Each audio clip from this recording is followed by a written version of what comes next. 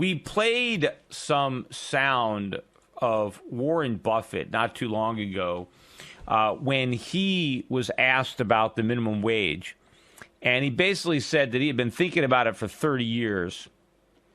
And he really wasn't sure whether it was a good idea or a bad idea, which, I just found incredulous. In fact, I was, watching Warren Buffett this morning with Charlie Munger and Bill Gates interviewed on CNBC. They're having the annual Berkshire Hathaway shareholder meeting, which the financial world loves to cover. And they just come down there and just giggle at Warren Buffett, and, they're in awe of him. But they were talking, and Warren Buffett was asked about, they're talking about energy and oil, and Warren Buffett thought it was good for the United States to import oil now rather than using our own oil. He said, I think it's better for us because oil is scarce and valuable. He said, I think it makes a lot of sense for us to use the other guy's oil and give them little pieces of paper in exchange for their oil. So clearly Warren Buffett understands that when we trade paper money for oil, that we're getting something real, and the guys selling us the oil are getting nothing. He understands that. He understands money and inflation, although given that, I don't understand why he doesn't understand gold, although I think he just pretends not to because he doesn't want to be seen as a gold bug. He wants to be a cheerleader. But a lot of his bullishness on the market all boils down to inflation. He believes that money is going to lose value, and he believes that you can protect your wealth, your net worth, by owning stocks instead of government paper, whether it's bonds or just cash. So he recognizes that, and I think that's a bigger point. I mean, once you understand that, you would figure that you would understand the minimum wage, and minimum wage is so basic, so absolutely basic. I mean, he's a businessman. He knows supply and demand. He knows that if something costs more, that you buy less of it. I mean, he knows how consumers react to price. That's a basic for any businessman. We're trying to price a product. You're trying to figure out, how do I maximize my profits? And you know that, well, the higher I make my price, the less I'm going to sell. And the lower I make my price, the more I'm going to sell. But you try to figure out what's the best price to maximize my profit. And the free market is going to ultimately discover that price. But there's always a trade-off, volume and price. You raise your price, you sell less. You reduce your price, you sell more. But the question is, do you sell enough more to make up for the loss of the price? Same thing with labor. If unskilled labor is a commodity, and it pretty much is, right, because it's unskilled, right? Anybody can do unskilled labor by definition, right? I mean, anybody, obviously, you can't be intellectually disabled, right? But if you're of normal intellect, and you're unskilled, you can be taught and you can perform unskilled labor. So it really is a commodity. You can just as easily substitute one person for another. And therefore, the higher the price of unskilled labor, the lower the demand for unskilled labor. I mean, that's just a law of economics. You can't repeal that with a minimum wage law. All you can do is set an artificial level below which unskilled labor is unemployable. That's all you do. And you do make it easier for skilled labor to get paid more because you knock out the competition from a large group of unskilled labor. But we listened to what Warren Buffett had to say. Charlie Munger, who is Warren Buffett's, right-hand man. He's, not quite his partner, but he's, the second in command over there at Berkshire Hathaway. He's been with Warren Buffett for a long, long time. I don't know, 40, 50 odd years. And so he was interviewed. Again, I watched him this morning, but I have some sound from him on CNN where he was also asked the question about the minimum wage. And I'm sure, he knows, publicly what Warren Buffett said on the issue. So he has to be careful. when he talks to reporters about this very politically charged issue. But have a listen to the exchange. Here's the first cut. It's cut number 8. Should the federal minimum wage in this country be raised? I don't think a modest raise in the minimum wage will have any terrible consequences on the economy, and that I'm all for a small raise. What's that number? It's $7.25 now. I don't want to specify it, but I think a high minimum wage that makes lots of people unemployable, I think, is a stupid policy. But I think as long as the minimum wage is kept moderate, it should be jockeyed up every few years. So in other words, he said that he doesn't want a high minimum wage that creates a lot of unemployment. That would be terrible. He just wants a moderate minimum wage that creates a moderate amount of unemployment. You see, once he recognizes that the minimum wage creates unemployment, it's just a matter of degree. Yes, the higher you make the minimum wage, the more unemployment you're going to create. If the minimum wage is $10 an hour, then $10 an hour is the bar, meaning that you have to be able to deliver $10 an hour worth of productivity to be considered for employment, which means everybody who can only deliver $9 or $8 or $7 is unemployable.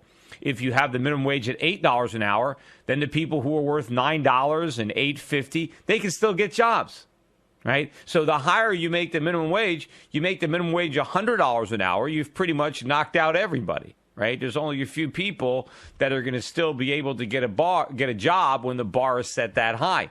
So if you recognize that there is a link, a trade-off between the level of minimum wage and the amount of unemployment, then why would you be for any minimum wage? Because that means you're admitting that you're for some unemployment being created by the imposition of that minimum wage. And what everybody always forgets is the people who don't get jobs due to the minimum wage may never get jobs. And what happens is people who might have gotten a low-paying job when they were 16, 17, 18, 19, 20, don't get that job. And because they don't get that first job, they can't get the second job. And because they can't get the second job, they can't get the third job, and so on. If you take away the bottom rung on the job ladder and people never get a chance to climb the ladder, then what has been lost? It's a lot more than the low-wage job that is legislated out of existence. It's all the other jobs that individual would have been able to qualify for had he been allowed to get his first job, but he wasn't because the minimum wage legislated him out of work. So you have Charlie Munger acknowledging, and in fact, he said, well, a modest raise won't be a disaster. It won't do great harm. Well, that's not exactly a ringing endorsement. Yeah, what do you think about raising the minimum wage? Well, I guess it won't be a complete disaster. I guess it won't cause too much harm. That doesn't sound like he's really positive about the idea.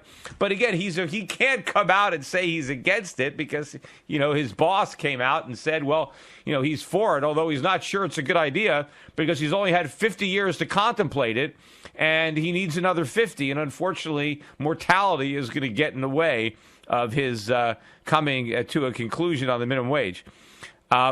Here is another cut from this interview on that topic, cut number 9. Is $10.10 an hour, as President Obama is pushing for, is that too high? Does that mean job losses? I think the country can easily stand $10.10 an hour. You do? Yes. I sat down a few weeks ago with Warren Buffett and asked him the same question. He said that is one of the hardest questions, and I've been thinking about it for 50 years, and I don't know if the minimum wage should be raised. Well, in terms of he's probably right that if I were picking it, I might pick a different number because I'm naturally conservative, but I don't think it would ruin the republic if the minimum wage is $10 an hour. And another ringing endorsement. It won't ruin the republic. It won't ruin but will it make it better? Will it improve the lives of people? No, it won't ruin the republic, but it will ruin a lot of lives. It will make it harder for young people to get jobs and acquire skills. It will trap more people in poverty. $10.10 an hour from where we are now is a 40% increase. To me, if you raise the price of anything by 40%, that's a big increase.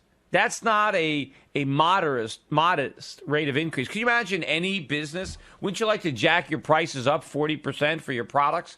Everybody would love to, but they can't because their sales would collapse. So if you jack the price of unskilled labor up by 40%, what's going to happen? I mentioned it on the show last week. The restaurateurs that operate fast food restaurants on military bases already told the president what's going to happen. If they got to pay 1010, they're shutting down their businesses. Now, I guess that's not ruinous for the republic if, I don't know, 1,000, 5,000 fast food restaurants shut down off a military basis, and maybe these military personnel, they have fewer dining choices. I guess it doesn't ruin the republic. Well, speak for yourselves, Charlie Munger. What about the people whose lives are ruined, whose jobs are lost, and whose future is darkened because they no longer have the ability to work at these jobs and to get skills? Here's one final cut on the minimum wage with Munger here, cut 10. And you don't think there would be significant job losses as a result? I think there would be some job losses, absolutely. That's what's wrong with the whole idea. The second job I got paid 40 cents an hour, and that was the minimum wage. So I have been paid a minimum wage in my own lifetime. The issue is... And that, by the way, I don't think it was worth any more. All right. Well, I don't understand. At the end, he says, yes, it will create unemployment, and that's what's wrong with it. So then why are you supporting it? And he acknowledges this man is a billionaire. I mean, he's not Warren Buffett rich. He doesn't have 40 billion or 50 billion, but he's got one. And, one's pretty much enough. I mean, once you got $1 billion, you're pretty much set, right? I mean, how many billions do you need? So the guy's got $1 billion, yet he started out earning 40 cents an hour, and he just said that's all he was worth. So what if the minimum wage was 60 cents an hour when old Charlie Munger was just getting started? Charlie Munger, he never got his first job. Maybe he wouldn't be a billionaire today. Maybe if there was a higher minimum wage when Charles Munger was not young, he would not be a billionaire today.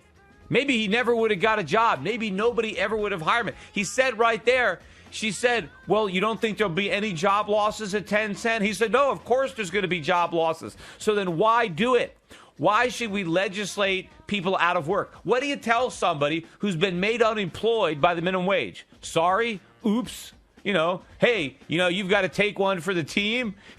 Your loss is somebody else's gain.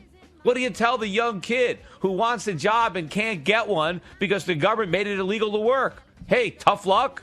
Life's not fair. We had to score some brownie points. Obviously Charles Munger knows that the minimum wage is bad. So does Warren Buffett. These guys aren't idiots. They're billionaires. They know basic math. They know basic economics, but they're afraid to speak up because they don't want to criticize their boy in the White House, Barack Obama. So they want to be yes men. They don't want to educate the president, give the president the benefit of their knowledge and say, you know what? This is a bad idea. It may be good politics, but it's a bad idea. It's going to hurt the economy. It's going to hurt the very people that you claim you want to help. So forget about it. Instead of that, they want to appease them. They want to they want to pretend that something they know is bad isn't so horrible. 855-4-SCHIFF. That's our number. We got a break. We will be right back.